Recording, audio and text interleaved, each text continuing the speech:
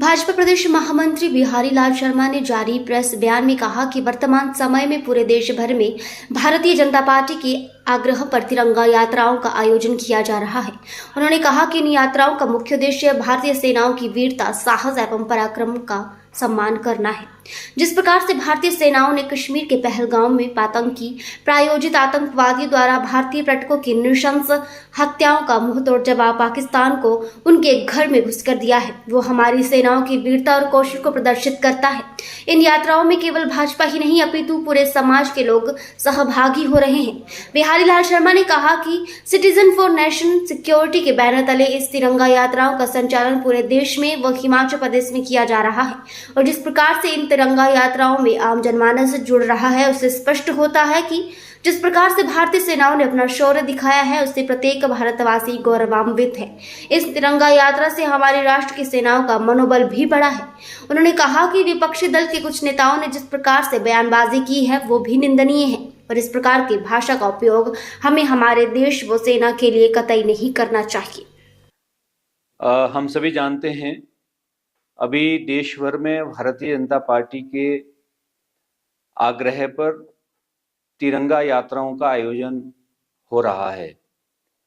इन तिरंगा यात्राओं का जो विशेष उद्देश्य है, जिस प्रकार से भारत की सेनाओं ने पाकिस्तान के ऊपर उनके आतंकवादी ठिकानों को ध्वस्त करके जिस प्रकार से शौर्य दिखाया है और पाकिस्तान को घुटने टिका दिए, ऐसी अपनी सेना के शौर्य को और उनके सम्मान के लिए इन तिरंगा यात्राओं का आयोजन देश भर में हो रहा है।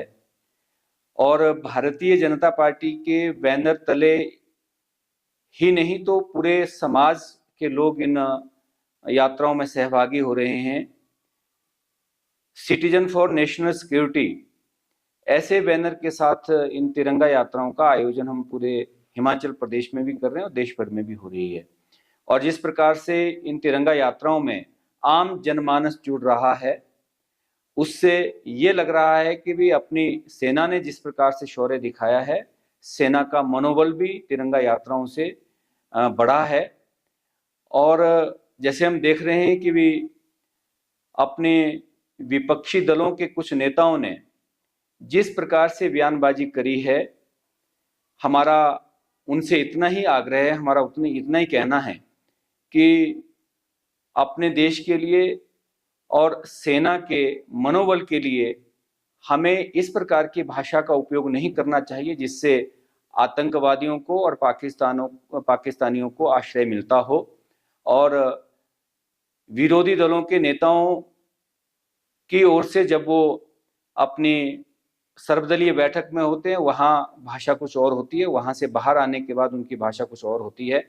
इसलिए हमारा उनसे ये आग्रह है कि देश के सम्मान के लिए, सेना के सम्मान के लिए इन तिरंगा यात्राओं में उनको भी भाग लेना चाहिए। और जनमानस से भी हमारा ये निवेदन है कि अधिक से अधिक संख्या में इन यात्राओं में शामिल होकर के अपने देश के सम्मान के लिए और सेना के सम्मान के लिए सम्मिलित होना चाहिए। इतना ही मुझे इस संबंध में कहना है।